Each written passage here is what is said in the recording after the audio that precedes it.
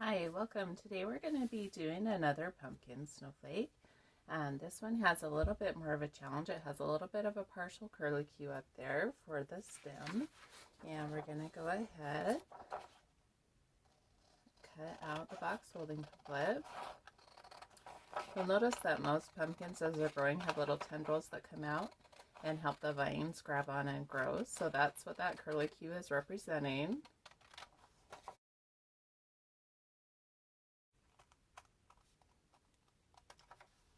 Okay, once we have our square cut out, we're going to go ahead and we're going to match up this corner with this corner, but first we're going to go ahead and turn our pattern side down so we don't cover it up as we're folding.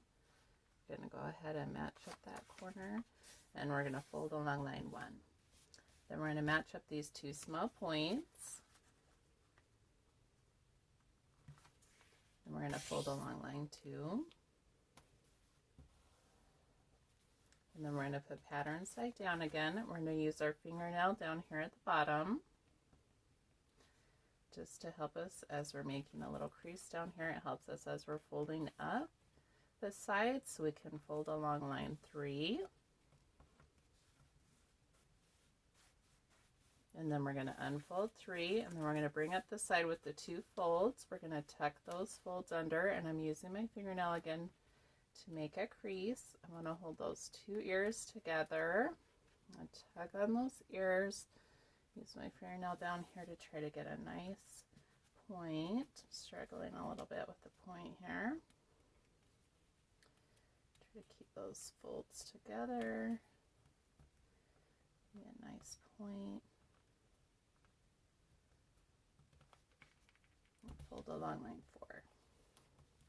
And then I'm going to refold 3, and as I refold 3, I'm making it go over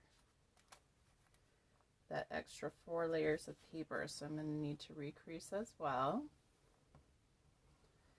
So I want to make sure that I have some nice good folds. And double check and see how I did here. I need to kind of roll this over a little bit. You see that I didn't quite make it. I have to refold just a little bit. As you go back and forth between paper types, you'll notice it's a little bit different. The 20-pound copy paper is the thickest paper that I recommend that you use for snowflakes. You use any thicker paper or material, you tend to start losing some details along your folds because, of course, you have 12 layers, and the layers do take up some space. There we go. I think we did a little bit better job that time. I don't want to lose part of my face since my face is right there along the fold. All right. So a little trick here, and for the full-size pattern you can use a full-size punch, but for the inside of the curlicue I'm going to use a smaller punch since this pattern is shrunk down just a little bit to fit onto the box folding template. And I'm just going to go in here into the inner part of the curlicue and just use the punch to help me to make sure that I get into that curve. And then that way I make sure that when I do go in, I will be able to get into that curve very nicely. But I'm going to go ahead and cut out the interior space first. I will leave this bottom on before I take out that curve just because that's a little bit trickier space. But I just wanted to show you that real quickly. That's a tip that you can use for other curlicues if you're not interested in keeping both sides of the curlicue. If you want to keep both sides, if you're trying to keep both sides for a 2-in-1, that tip doesn't help you as much. All right, here we go. Go ahead and cut out his smile. Well, last time the access cut came up from his tooth, but this time the access cut actually comes up from the edge of his smile. Go ahead and cut over.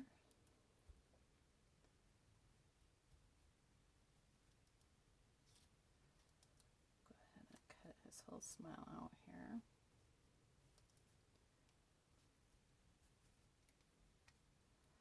And if you wanted to, if you had a large punch, you could go ahead and just use the large punch for the eye.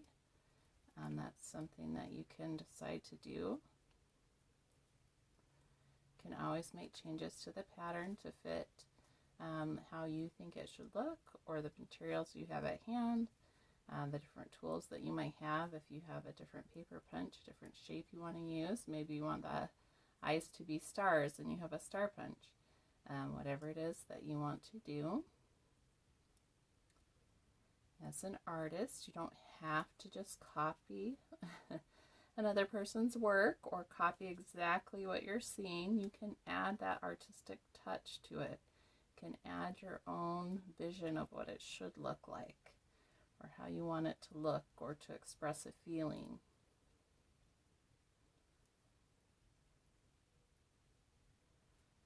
Okay, we're going to go ahead.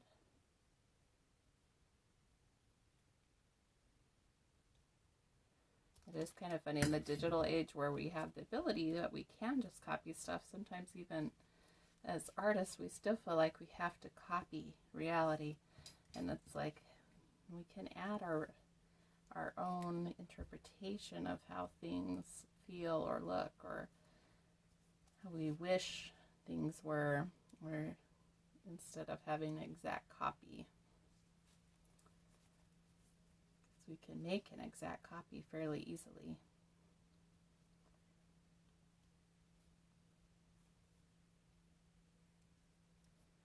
But getting that emotion into a piece is a much harder task. All right, so we are going to, even if you're taking a photograph and technically you're making a copy, getting the emotion into the piece is a harder task. So something to think about as you're working on your art. Okay.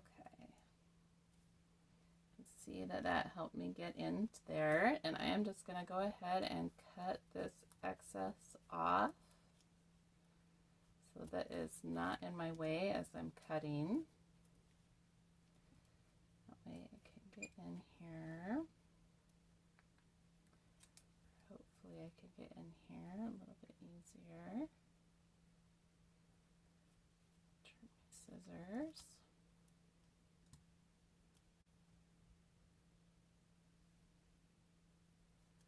A little piece. Well, it's folded, that's what it is. I'm like, something's not right. There we go, that should help a lot. All right, so we can get back in here and get into this spot. Okay, you do have to always watch after you've cut that you don't accidentally cut off pieces, especially with curlicues. Sometimes you're doing a complicated piece and accidentally snip off part that you've already cut out. That can be quite heartbreaking.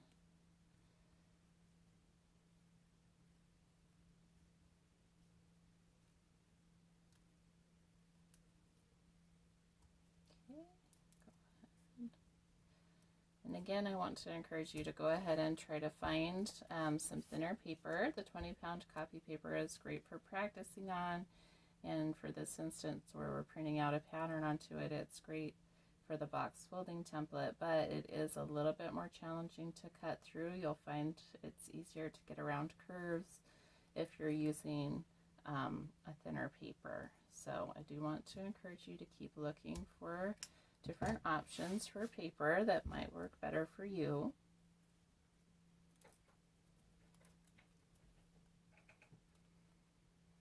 I'll go ahead and unfold this one. You can see how it turned out.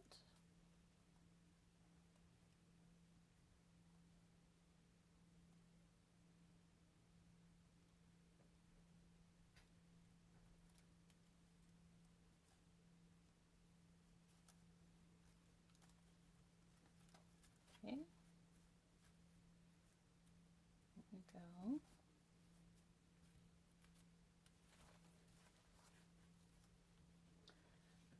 ahead and unfold this as well.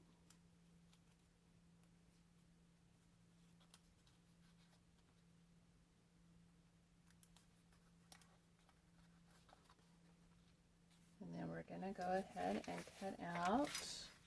We'll fold first. We'll go ahead and fold some of this orange wrapping paper.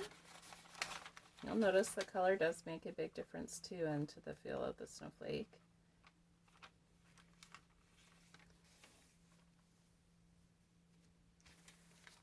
Go ahead and line up the short side with the long side that was adjacent to it, and then we're just going to use the side of the paper to cut along in order to make our square. And this is our fold number 1. And we're going to line up those 2 small points, make our fold number 2, and bring out this side for fold 3.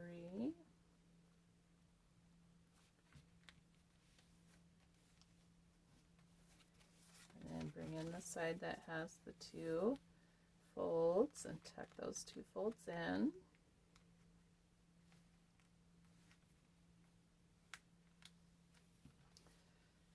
Refold 3, and as we refold 3, recrease everything. There we go.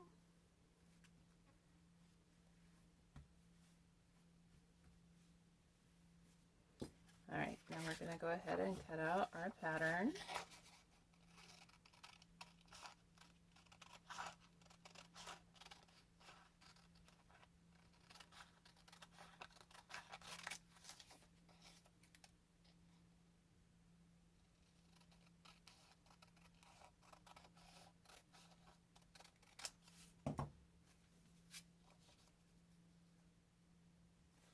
Okay, and I'm putting it on the paper. I usually leave just that little teeny bit of space around the pattern, just to allow for that area that the fold is taking up. It is 12 layers of paper, so there is some area there in the fold. It's not a huge area, but it is 12 layers of paper. I mean, you do have to recognize it does take up space. All right, and so I'm going to go ahead and take my full-size punch this time. Just go into the curlicue. Go ahead and punch that out. Okay, and then I'm going to go ahead and work on the face. And even though I have this extra layer of the pattern, it is much easier to cut through, so don't get discouraged if you're currently working with just the 20-pound copy paper and it's just really hard to work with. I apologize for that, but that is something that as you find a better paper, I'm hoping it will help you. Newspaper works great, so if you're able to find a recycle bin that has some newspaper in it, go ahead and practice with that. If you're able to find some newsprint that's not printed on yet, maybe there's some end rolls from a local print shop that you can use. That is a great weight also. If you're into the antique look, that kind of will yellow over time, especially if you hang it up in the window and it's exposed to the sunlight, it will yellow. So that can look really neat as you make it into snowflakes and then it yellows. Just depends on the look that you're going for.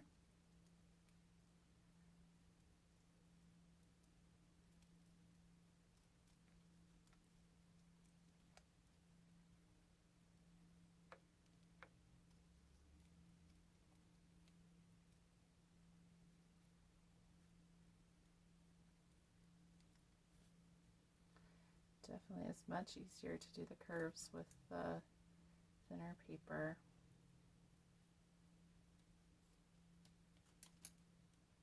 Oh, paper clip is interfering a little bit back there, even though it's not super close to my scissors. All right.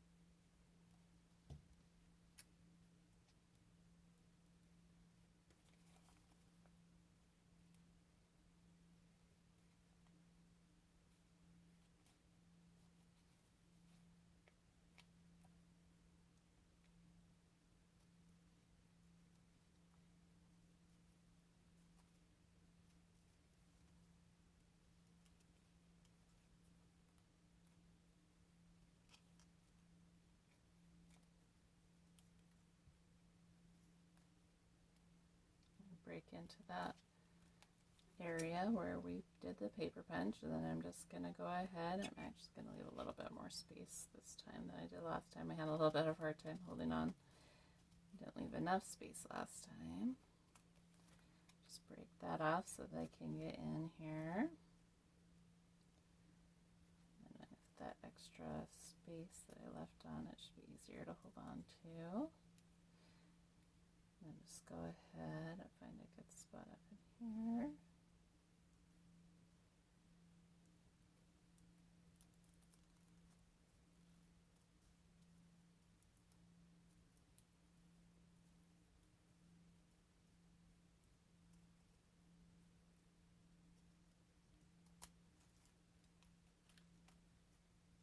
And then we're going to just do a teeny bit of experimenting here with this,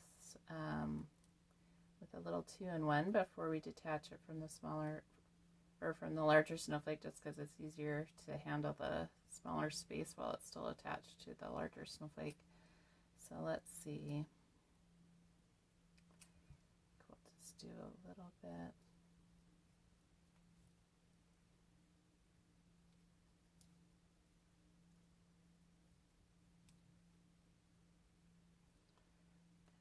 That shape going that way. Don't want to pull. Remember, you don't want to tear the paper.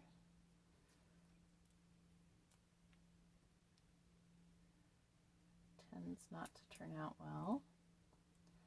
You can experiment with that, of course, if you want.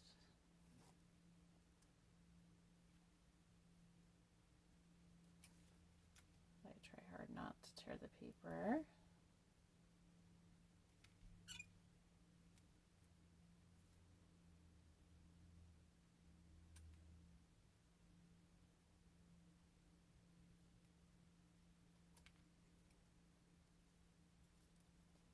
I'm just going to go ahead and cut along here.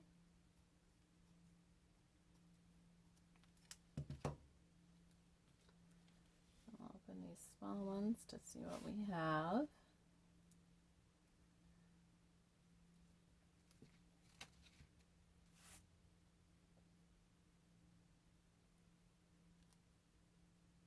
I was looking to see how much was left above this one to see if there was a chance. There's a teeny bit of a possibility for a 4-in-1. We do have 3 already out of this one, but it would be quite a thin outer edge, so I don't know that I will do that. And there's one.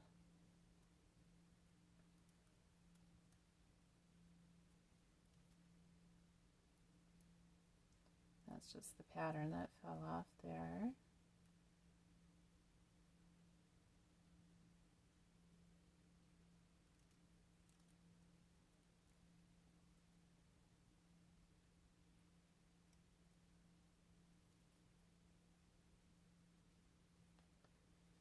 There's 2.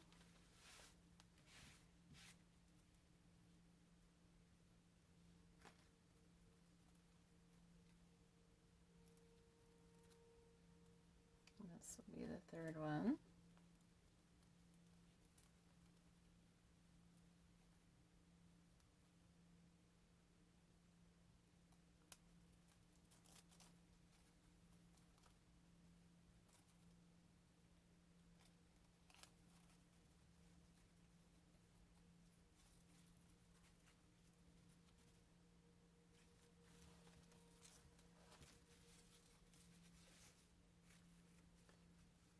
There we go. Thank you for watching.